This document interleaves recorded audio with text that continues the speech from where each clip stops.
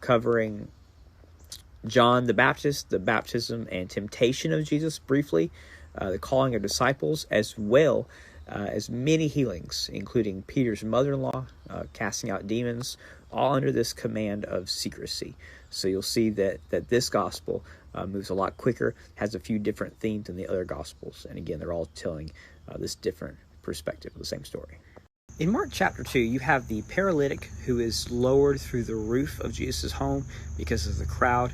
Of course, the faith was great to desire to get him in, and they found a way.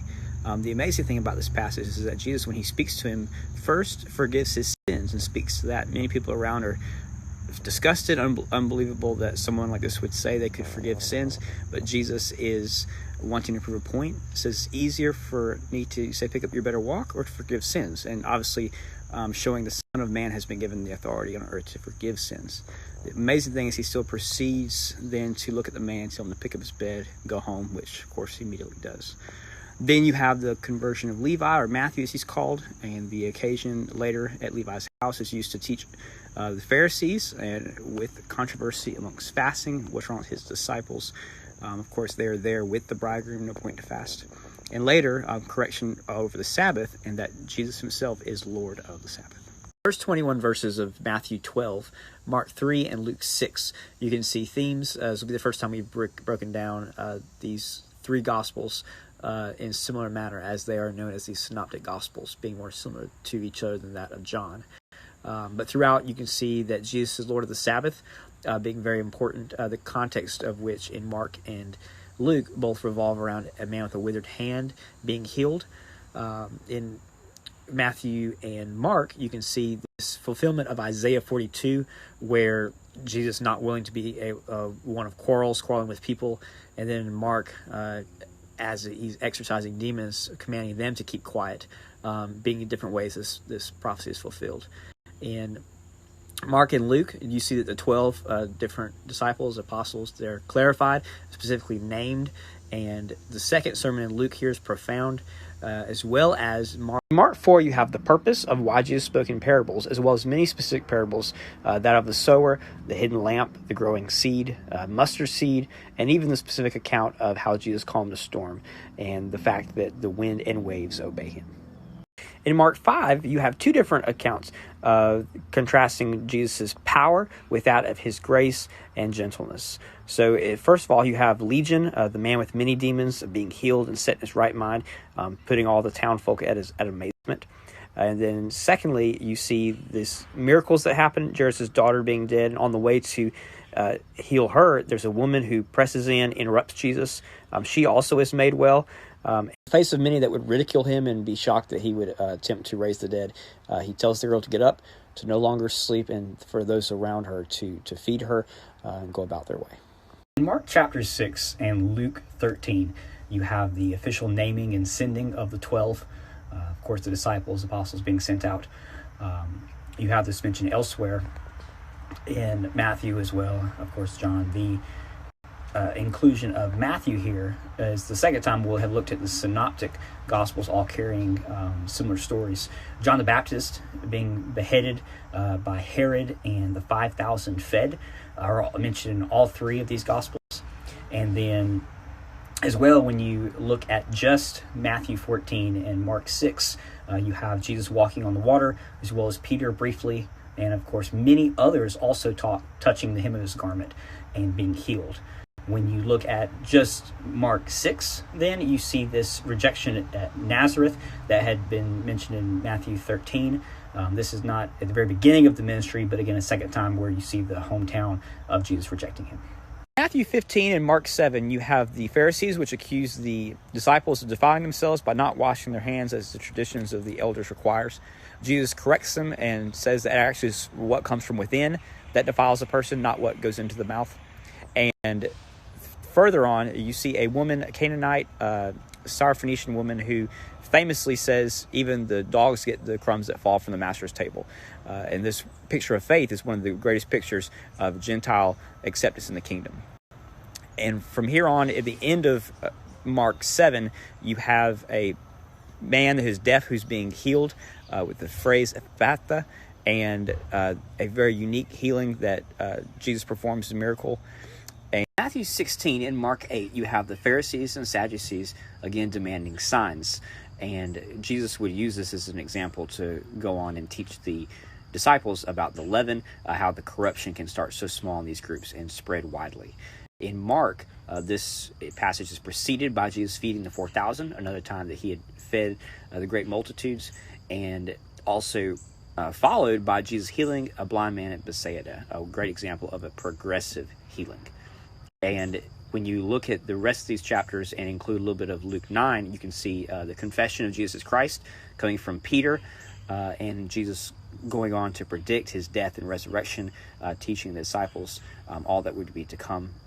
In Matthew chapter 17, Mark 9, and Luke 9, you have the Transfiguration, of course, where Jesus is seen in his glorified form by Peter, James, and John on top of the mountain with Elijah and Moses. From there, you see Jesus healing a boy with an unclean spirit, one that had been consistently cast and tossed into the fire. The disciples were not able to cast this out. Of course, Jesus is successful and urges them to have more faith and to take things more seriously. From there, you see Jesus again predicting his death and resurrection. The order of how this shows up in the chapters is a little bit different, especially when you consider the next passage on who is the greatest of the children being a model example, the least being first. That's actually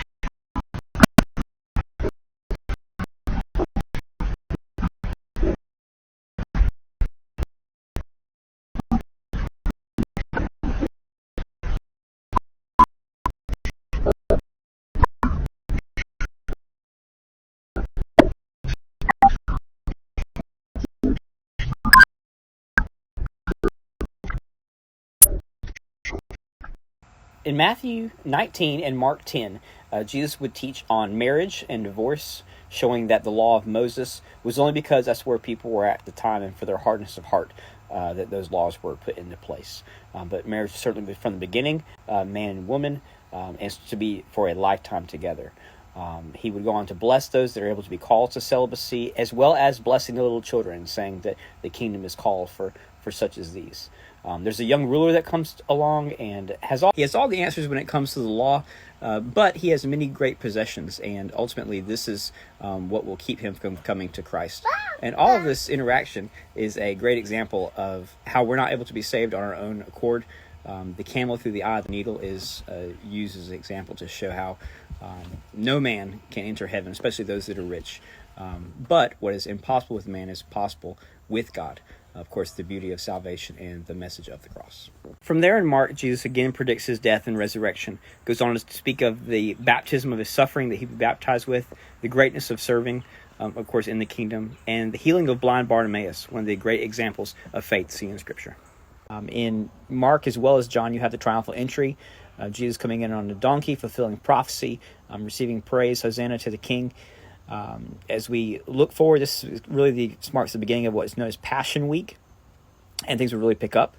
In Mark, you have the passage of the fig tree withering, as well as Jesus cleansing the temple. Of course, we know the lesson here is the fruit is available for a time, but of course, there is judgment that will come, as the same as the fig tree is given. Jesus himself would suffer, and we're called to a sense of like a baptism of suffering.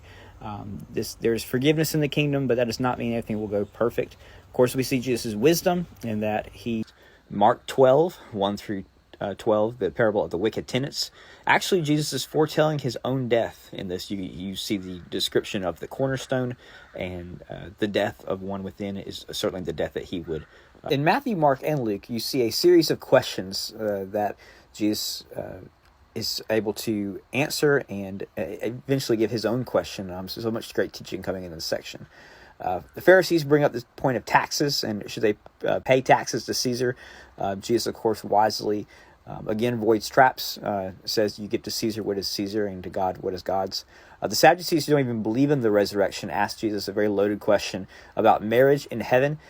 He points to the fact that, again, that is not the point of marriage and not the point of heaven specifically. In the same way that angels worship in heaven, that is our role once we get to heaven, and certainly that there is truth in that afterlife. The scribes have a question, the greatest commandment. Believe it or not, this young scribe actually answers pretty well. It kind of redirects, but Jesus has his own question at the end, pointing them back to his own identity. And in all three of these Gospels, and explicitly for many words in Matthew 23, you see that there's much woe to the scribes, to these religious leaders that are doing everything for show. Worried about the appearance, worried about the outside, worried about the legalistic nature of certain laws, and certainly overlooking the importance of the law, the importance of the principle of the law, the heart of the matter. And again, everything being absolutely superficial about them. Jesus pronounces very strong woe to them. In Mark 13, you have what's known as the Olivet Discourse, which is found in Luke as well as Matthew. Specifically, though, in Matthew, you see the specifics being kind of most common found throughout Matthew and Luke. Difference being the abomination of desolation is called that within Matthew and Mark, destruction of Jerusalem in Luke, and then there's some other detail found in Matthew. But the point of all this is that within all of these accounts, the end is described. We have something that you see can be taken in many different ways, but ultimately has to also include the return of Christ and be taken on the grand level of everything we know, time itself coming to an end, ceasing. It says heaven and earth will pass away, but the word of the Lord does not. It remains forever. So this is something we should cling to and constantly look for his return and be ready. This really picks up in Matthew 26 and Mark 14 as the plot to kill Jesus is discussed. You see Judas go off to betray Jesus as he's consumed by money, upset at all the worship and what is being spent, focused on Jesus. The celebration of the Passover, some believe that it actually takes place at Mark's house based on the details described in Mark, left out in the other Gospels. There's this upper room that's prepared, and you see what we now know as communion given with the disciples. Peter is predicted that he would deny, even though he's the one that had spoken up, that he would stay with Jesus no matter what. All this comes to pass in the Garden of Gethsemane. He's betrayed in the midst of him praying, saying, God, not my will, but your will be done. If this cup cannot pass. You see a young man fleeing away naked. This is possibly Mark. And you see at the Sanhedrin, Caiaphas, the high priest, drudges up all types of false witnesses, but even they cannot agree on anything to accuse Jesus of. Nothing sticks. Finally, he asks, are you the Son of God? And Jesus answers. He says, you've said so.